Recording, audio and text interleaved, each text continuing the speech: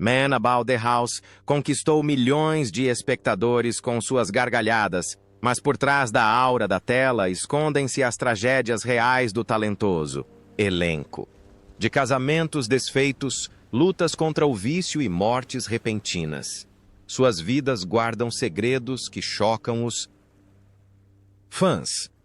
Vamos explorar as jornadas emocionantes de estrelas que partiram e homenagear os legados que deixaram para trás. Vamos começar. Utah Joyce como Mildred Roper. Utah Joyce. Nome completo. Utah Joyce. Needham nasceu em 20 de agosto de 1927 e interpretou a perspicaz e ambiciosa Mildred Roper na sitcom Man About the House, 1973-1976, quando tinha 46 anos. O papel consolidou Joyce como um ícone da televisão britânica com seu senso de humor peculiar e sofisticado ao lado de Brian Murphy. Sem parar por aí, ela continuou a trazer Mildred de volta no spin-off George and Mildred 1976-1979, conquistando o público com a imagem de uma esposa que sempre se esforçou para crescer. No entanto, por trás da auréola, a vida de Utah Joyce era repleta de dor e tensão. Crescendo em uma família de artistas, seus pais a consideravam sem talento, o que a fez superar bravamente o desdém e seguir a carreira de atriz. Um casamento aparentemente pacífico com o ator Glenn Edwards rapidamente se desfez, mergulhando Joyce em um período de depressão e solidão que alimentou ainda mais seu estresse. A incerteza de ser associada para sempre à personagem Mildred, aliada ao constante escrutínio público, levou-a ao desespero, enquanto sua paixão pela atuação permaneceu despertada no papel arrepiante da vilã em Fanatic 1965. E Tragic Shades in Our Mother's House, 1967. Com o passar dos anos, o medo do desemprego e a sensação de estar presa a um determinado papel levaram Joyce a um alcoolismo ainda maior, com relatos revelando que ela bebia até meia garrafa de conhaque por dia durante décadas. Os relacionamentos fracassados que se seguiram ao divórcio só pioraram sua depressão, até que ela própria se tornou vítima da amada e desesperançada Mildred. Ela acreditava que cada papel seria o seu último, e a ansiedade a atormentava, levando a inúmeras noites de bebedeira e enfrentando a escuridão sozinha. No verão de 1980, após a conclusão da adaptação cinematográfica de George e Mildred, a saúde de Joyce estava se deteriorando. Seu fígado estava gravemente danificado, seus pulmões e coração estavam falhando, levando a uma insuficiência hepática aguda, e ela morreu apenas 4 dias após completar 53 anos. Ela foi cremada no crematório Golders Green, e suas cinzas foram espalhadas entre os açafrões. Encerrando tragicamente sua vida, Joyce deixou um patrimônio líquido estimado em cerca de US 500 mil. Uma quantia modesta considerando seu talento extraordinário. Brian Murphy, como George Roper. Brian Trevor. John Murphy, nascido em 25 de setembro de 1932, causou forte impressão ao interpretar George Roper, um marido desajeitado e simplório, facilmente dominado pela esposa, mas cheio de charme cômico em Man About the House 1973-1976, aos 41 anos. Seu estilo de atuação natural e acessível fez de George um membro da história da televisão britânica. Brian, então, interpretou George no spin-off George e Mildred, que entreteve o público por anos. No entanto, além das risadas na tela, sua vida foi repleta de preocupações e perdas não expressas. A infância de Brian foi assombrada pela dor da perda de seus 2 irmãos mais velhos na Segunda Guerra Mundial, uma tragédia que o deixou vazio e inseguro enquanto crescia. Iniciando sua carreira com trabalhos pequenos e mal pagos no palco, ele teve dificuldades para sobreviver e ocasionalmente considerou desistir da carreira de ator para vender seguros. Foi apenas um papel surpresa em Alcock and Gander, 1972, que abriu seu caminho. Embora o fardo diário de ganhar a vida continuasse a assombrá-lo, causando-lhe noites sem dormir e o medo de perder a carreira e de não conseguir sustentar a família, o casamento também não trouxe paz a Brian. Seu primeiro relacionamento com Carol Gibson, que durou mais de 2 décadas, terminou na década de 1980, deixando-o com dúvidas persistentes e uma profunda solidão. A dor se intensificou quando sua colega e alma gêmea no set, Eutha Joyce, morreu repentinamente em 1980, vítima de alcoolismo. Brian lutou para se recuperar antes de reencontrar a fé com sua segunda esposa, Linda Reagan. Gradualmente ascendeu à fama com Last of the Summer Wine, 2003-2010, embora seu coração ainda carregasse muitas cicatrizes silenciosas. Em seus últimos anos mesmo, com 90 anos, Brian continuou a perseguir sua carreira de ator com paixão e estava prestes a aparecer em um filme com sua esposa em meados de 2025, quando foi repentinamente diagnosticado com câncer ósseo. Apenas 3 semanas depois, ele faleceu em Guayaquil, 2 de fevereiro de 2025, aos 92 anos.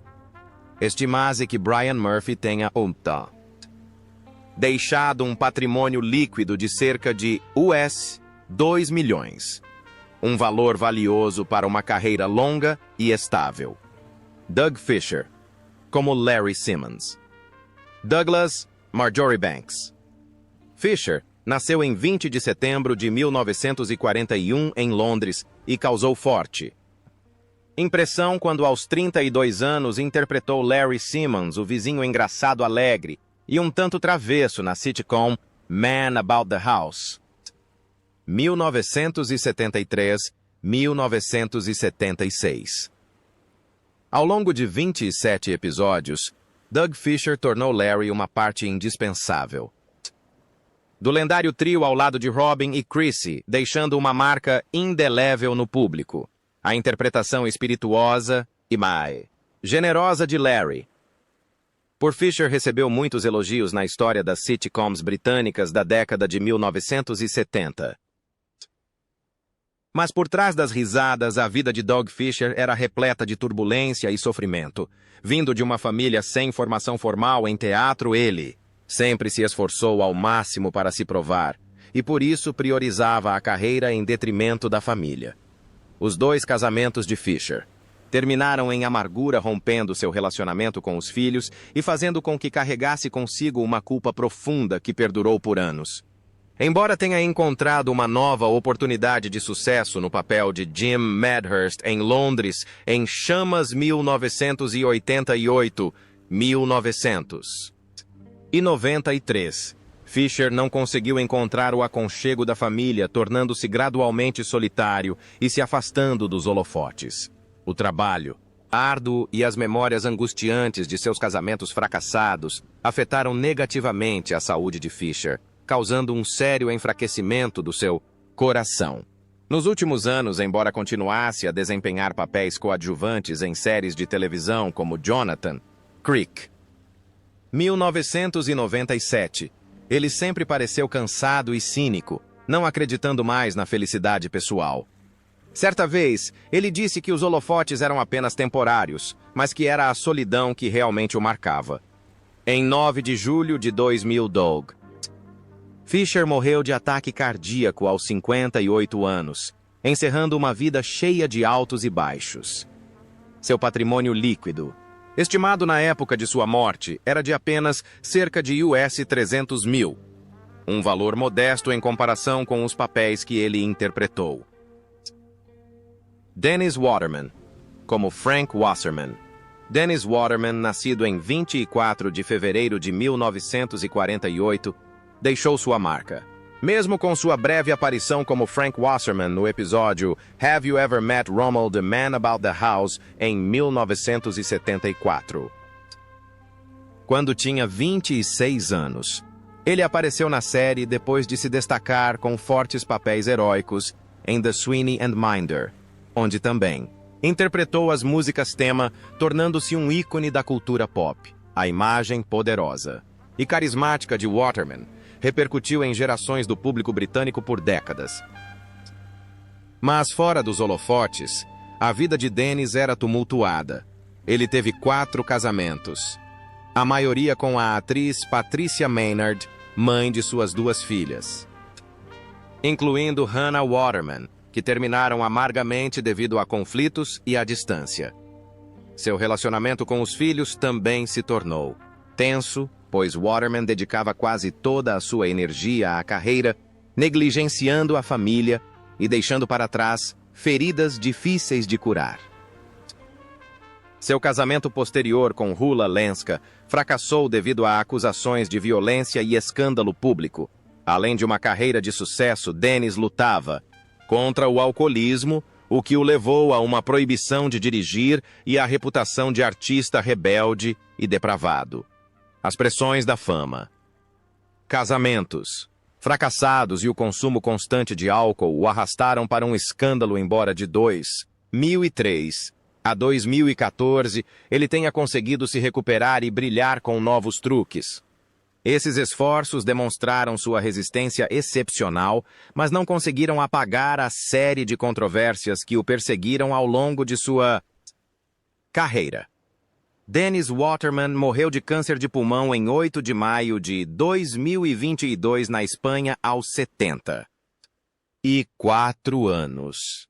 Seu patrimônio líquido é estimado em US 5 milhões, o que equivale a mais de 60 anos de dedicação à arte. Daphne Oxenford, como a mãe de Chrissy. Daphne Margaret de Gravel Oxenford nasceu em 31 de outubro de 1919 em North Finchley e estreou na telinha como a mãe de Chrissy Sra. Plummer na sitcom Man About the House de 1973 aos 54 anos. Embora tenha aparecido em apenas 3 episódios, o papel a marcou como uma mãe forte, um tanto rígida, mas amorosa. A voz de Daphne tornou-se muito familiar ao público no programa de rádio Listen with Mother e agora ela continua a cativar o público da televisão com sua atuação natural e sutil. No entanto, sua vida pessoal ainda era repleta de dor persistente. Quando jovem Daphne perdeu seu primeiro amor em um trágico acidente de carro, deixando um vazio que jamais poderia ser preenchido. Embora mais tarde tenha se casado e tido 2 filhas, a dor dessa perda acompanhou por décadas, levando Daphne a frequentemente manter distância emocional das pessoas ao seu redor, temendo sofrer novamente. Ela encontrou consolo na arte, dedicando décadas de sua vida à BBC e ao teatro, mas raramente falava abertamente sobre seu trauma. Nos últimos anos, Daphne enfrentou a solidão quando seu marido David Marshall faleceu em 2003 após mais de meio século de casamento. Mudou-se para Denville Hall, um asilo para artistas onde sua saúde deteriorou-se gradualmente devido à idade e a doenças crônicas. Apesar disso, ela ainda tenta manter contato com seus antigos colegas, ocasionalmente lendo livros e relembrando seus dias de glória em Coronation Street ao The Children of Green Knoll.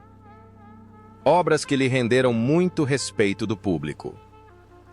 Daphne Oxenford morreu de causas naturais em 21 de dezembro de 2012 aos 93 anos. Seu patrimônio líquido é estimado em US 400 mil, um valor modesto, mas um verdadeiro reflexo de uma vida dedicada à arte. Ian Lavender como Mark. Arthur. Ian Lavender nasceu em 16 de fevereiro de 1946. Ele teve um papel memorável em Man About the House em 1974, quando tinha apenas 28 anos. Neste episódio, ele interpreta Mark, Um jovem ator ambicioso, um tanto arrogante e obcecado em construir sua própria imagem, trazendo humor e sátira. A vida já barulhenta e complicada de uma área residencial. O personagem Mark, através da atuação natural e afiada de Lavender, reflete engenhosamente as ilusões artísticas da juventude da época, além da auréola. Lavender também enfrentava dificuldades constantes em sua carreira. Apesar de ser o menino de ouro do exército de seu pai, ele sofreu com a baixa autoestima quando seus papéis posteriores não alcançaram o mesmo sucesso. Anos tentando encontrar seu lugar em uma indústria competitiva o deixaram exausto e inseguro, fazendo com que Lavender lutasse constantemente para manter a fé em seu talento, fora das pressões do trabalho apal. Vida pessoal de Lavender era relativamente tranquila, mas não isenta de cicatrizes. 2 casamentos, um em divórcio e outro feliz, somados à paternidade, o forçaram a aprender a equilibrar a fama e as obrigações familiares. Ele também lutou contra um câncer de bexiga e um ataque cardíaco, o que fez Lavender apreciar os anos em que pôde subir no palco e se conectar com o público. Ian Lavender faleceu em 2 de fevereiro de 2024, aos 77 anos, supostamente de causas naturais. Seu patrimônio líquido estimado na época era de cerca de US$1 milhão, refletindo uma carreira longa e dedicada, embora ele nunca tenha sido realmente rico. Duncan Lamont, como Dr. MacLeod. Duncan William Ferguson. Lamont nasceu em 17 de junho de 1918. Sua primeira aparição em The Man Around the House foi em 1973, aos 55 anos, como Dr. MacLeod, um médico perspicaz, porém compassivo, que trouxe momentos tranquilos e humanos à comédia. Embora sua breve aparição tenha sido breve, o Dr. MacLeod impressionou o público graças ao personagem calmo e profundo que Lamont retratou com maestria. Nos bastidores, Duncan Lamont teve que lidar com muita dor. 2 casamentos fracassados, ambos terminando em tensão e distanciamento, deixaram-no com pouca fé na felicidade familiar. Seu relacionamento com Alexander também foi severamente prejudicado quando seu único filho se viciou em drogas, deixando um vazio e uma sensação de impotência que Lamont jamais conseguiu superar. Essas feridas psicológicas o assombraram por anos, enfraquecendo gradualmente sua saúde, especialmente porque seus problemas cardíacos eram recorrentes. Embora continuasse a trabalhar no cinema e no teatro, Lamont foi ficando cada vez mais exausto, tanto mental quanto fisicamente. Sua morte repentina, de ataque cardíaco em 1978, encerrou uma carreira brilhante, porém solitária. O patrimônio líquido de Duncan Lamont na época de sua morte era estimado em US$200 mil, uma quantia modesta considerando sua fama e contribuições. Esse número é um triste lembrete de que, apesar de sua altura, ele não conseguiu comprar paz de espírito, deixando para trás um legado cinematográfico extraordinário, mas também repleto de arrependimento e tristeza persistentes. Peter Jones como Sr. Morrison. Peter Jeffrey. Francis Jones nasceu em 12 de junho de 1920 e apareceu em The Man Around the House. Em 1975, aos 55 anos, como Sr. Morrison, um personagem coadjuvante que trouxe charme, polidez e um toque de ironia à comédia popular. Com vasta experiência no palco e no rádio, Jones habilmente criou um Sr. Morrison rígido e extremamente simpático, trazendo humor ao caótico cenário dos apartamentos. Embora o público o adorasse por sua voz marcante e atuação natural, a vida pessoal de Jones era repleta de solidão.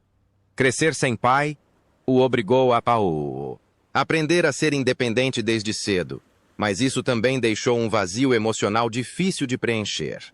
Depois de se casar, sua vida conjugal teve altos e baixos, culminando em divórcio e deixando muitos arrependimentos. Jones também sofreu o choque da perda de seu amigo de longa data, um trauma que teria um impacto profundo em sua saúde mental nos últimos anos. Embora continuasse a aparecer em papéis populares no rádio, como em O Guia do Mochileiro das Galáxias, sua saúde se deteriorou gradualmente, forçando-o a lutar contra leucemia e doenças cardíacas, enquanto sua solidão aumentava com a idade Peter. Jones faleceu em 2000 aos 79 anos em decorrência de complicações de sepse após uma cirurgia. Seu patrimônio líquido na época de sua morte era de cerca de US 400 mil, um valor modesto comparado ao vasto legado artístico que ele deixou, um testemunho de uma carreira cheia de esforço, mas também tranquila e marcada por muita dor ao longo de sua vida. Hilda Braid, como Sra. Holland. Hilda Braid nasceu em 3 de março de 1929 e ingressou na Man About the House em 1976 aos 47 anos como Sra. Holland. Uma breve personagem coadjuvante que trouxe uma mulher idosa profunda, severa e charmosa para a caótica vida de apartamento, com experiência narrada e sólida experiência no palco. Braid habilmente deu vida à personagem com realismo e vibração, conquistando o coração do público apesar de seu tempo limitado em tela. Hilda Braid era uma mulher forte no palco e na tela, mas por trás disso havia uma ferida profunda. A morte prematura de seu pai a deixou com ansiedade constante e um coração vulnerável. Seu casamento com o ator Brian Badko mais tarde se desfez, deixando-a sozinha com o fardo de criar os filhos enquanto mantinha um relacionamento tenso com sua filha Caroline. A dor não parou por aí quando seu irmão mais novo morreu no início da década de 1990.